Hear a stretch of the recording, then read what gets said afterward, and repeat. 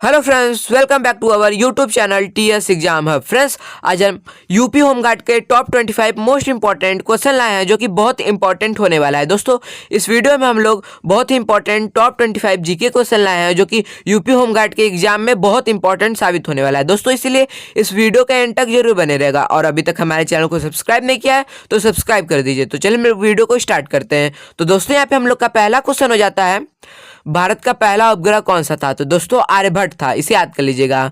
इसी के साथ इसका ऑप्शन बी करेक्ट हो जाता है।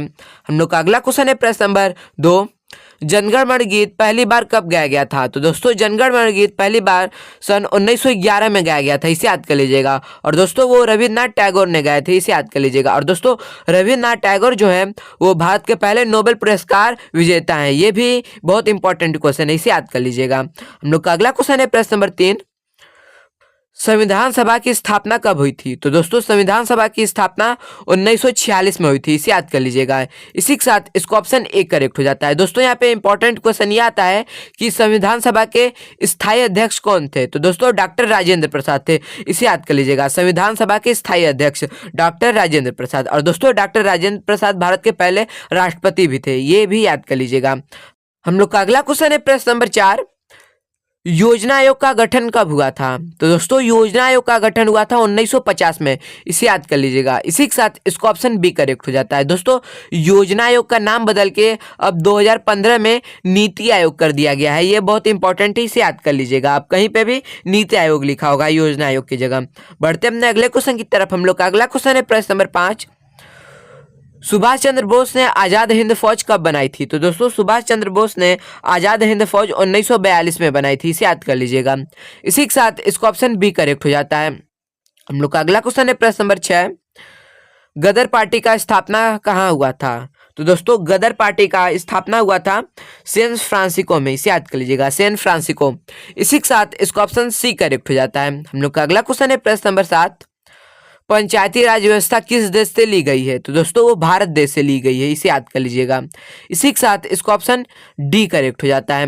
हम लोग का अगला क्वेश्चन है प्रश्न नंबर 8, हरित क्रांति के जनक कौन है? तो दोस्तों, हरित क्रांति के जनक एम.एस. स्वामीनाथन है। इसे याद कर लीजिएगा।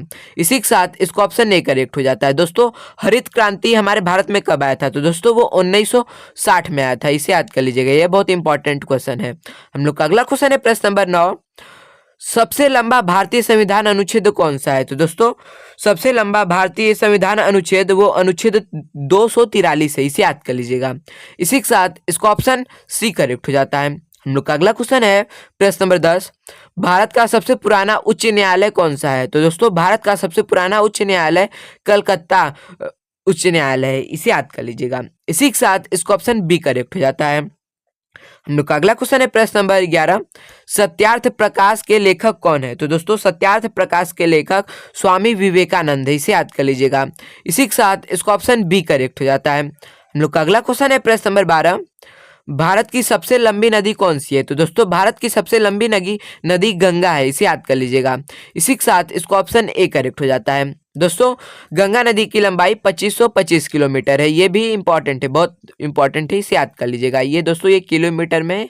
इसे याद कर लीजिएगा। और दोस्तों, गंगा नदी कहाँ से निकलती है? तो दोस्तों, गंगा नदी गंगोत्री से निकलती है। इसे याद कर लीजिएगा। और हम लोग का अगला क्वेश्चन है प्रश्न नंबर 13, पहला भारतीय नोबेल पुरस्कार विजेता कौन थे? तो दोस्तों, भारत के पहले भारतीय नोबेल पुरस्कार विजेता मैंने आपको बताया था। इसका आंसर आप हमें कमेंट में बताइएगा। मैंने सबसे पहले ही आपको बताया था। हम लोग का अगला क्वेश्चन है प्रश्न नंबर 14, प्लासी का युद्ध कब हुआ था? तो दोस्तों, प्लासी का जो युद्ध है वो 1757 ईस्वी में हुआ था। इसे याद कर लीजिएगा। इसी के साथ इसको ऑप्शन ए करेक्ट हो जाता है। हम लोग का अगला क्वेश्चन है प्रश्न नंबर 15, भारत में पहली जनगणना कब हुई थी? तो दोस्तों, भारत में सबसे पहली जनगणना हुई थी 1881 में। इसे याद कर लीजिएगा। इसी के साथ इसको ऑप्शन ए करेक्ट हो जाता है। हम लोग का अगला क्वेश्चन है प्रश्न नंबर 16, शून्य की खोज किसने की थी? तो दोस्तों, आर्यभट्ट ने की थी शून्य की खोज। ये बहुत इंपॉर्टेंट है, इसे याद कर लीजिएगा। इसी के साथ इसको ऑप्शन ए करेक्ट हो जाता है। हम लोग का अगला क्वेश्चन है प्रश्न नंबर 17, भारत का सबसे ऊंचा पर्वत शिखर कौन सा है? तो दोस्तों, भारत का सबसे ऊंचा पर्वत शिखर कंचनजंगा है, इसे याद कर लीजिएगा। इसी के साथ इसका ऑप्शन बी करेक्ट हो जाता है। दोस्तों कंचनजंगा भारत का है और दुनिया का सबसे ऊंचा पर्वत शिखर वो माउंट एवरेस्ट है, इसे याद कर लीजिएगा। ये भी इंपॉर्टेंट क्वेश्चन है। हम लोग का अगला क्वेश्चन है प्रश्न नंबर 18, चिपको आंदोलन किस राज्य से शुरू हुआ था? तो दोस्तों चिपको आंदोलन वो उत्तराखंड से स्टार्ट हुआ था, इसे याद कर लीजिएगा। इसी के साथ इसका ऑप्शन ए करेक्ट हो जाता है। हम लोग का अगला क्वेश्चन है प्रश्न नंबर 19, भारत में राष्ट्रपति का चुनाव कौन करता है? तो दोस्तों भारत में राष्ट्रपति का चुनाव वो निर्वाचक मंडल करता है, ये इंपॉर्टेंट है, इसे याद कर लीजिएगा। बढ़ते हैं अपने अगले क्वेश्चन की तरफ। हम लोग का अगला क्वेश्चन है प्रश्न नंबर 20, सबसे छोटा ग्रह कौन सा है? तो दोस्तों हम लोग के सौरमंडल में सबसे छोटा ग्रह कौन सा है? तो दोस्तों वो बुध है, इसे याद कर लीजिएगा। इसी के साथ इसका ऑप्शन बी करेक्ट हो जाता है। हम लोग का अगला क्वेश्चन है प्रश्न नंबर 21, विश्व स्वास्थ्य संगठन WHO का मुख्यालय कहाँ पे है? तो दोस्तों WHO का मुख्यालय वो जिनेवा में है, इसे याद कर लीजिएगा। इसी के साथ इसका ऑप्शन बी करेक्ट हो जाता है। हम लोग का अगला क्वेश्चन है प्रश्न नंबर 22, यूनिसेफ का पूरा नाम क्या है? तो दोस्तों यूनिसेफ का जो पूरा नाम है वो है यूनाइटेड नेशन चिल्ड्रन फंड, इसे याद कर लीजिएगा। यूनाइटेड नेशन चिल्ड्रन फंड, ये इसका ऑप्शन ए करेक्ट हो जाता है, इसे याद कर लीजिए। इसी के साथ इसका ऑप्शन ए करेक्ट हो जाता है। हम लोग का अगला क्वेश्चन है प्रश्न नंबर 23, सौरमंडल का सबसे बड़ा ग्रह कौन सा है? तो दोस्तों सौरमंडल का सबसे बड़ा ग्रह वो बृहस्पति है, इसे याद कर लीजिएगा। इसी के साथ इसका ऑप्शन बी करेक्ट हो जाता है। हम लोग का अगला क्वेश्चन है प्रश्न नंबर 24, भारत में लोकसभा की अधिकतम सदस्य संख्या कितनी है? तो दोस्तों भारत में लोकसभा की अधिकतम सदस्य संख्या, लोकसभा सीटों की अधिकतम सदस्य संख्या वो 560 है, इसे याद कर लीजिएगा। सॉरी दोस्तों यहाँ पे गड़बड़ी हो गई है, वो 552 होगा, ये इंपॉर्टेंट है 552। इसी के साथ इसका ऑप्शन बी करेक्ट हो जाता है। हम लोग का अगला क्वेश्चन है प्रश्न नंबर 25, विश्व का सबसे बड़ा लोकतांत्रिक देश कौन सा है? तो दोस्तों विश्व का सबसे बड़ा लोकतांत्रिक देश वो भारत है, इसे याद कर लीजिएगा। इसी के साथ इसका ऑप्शन बी करेक्ट हो जाता है। दोस्तों हमारे वीडियो का एंड हो चुका है। अगर आपको यह वीडियो अच्छा लगा तो इसे जरूर से जरूर लाइक कीजिए और अपने दोस्तों में शेयर करना ना भूलें। और हमारी वीडियो को एंड तक देखने के लिए धन्यवाद। मिलते हैं आपसे अगले वीडियो में।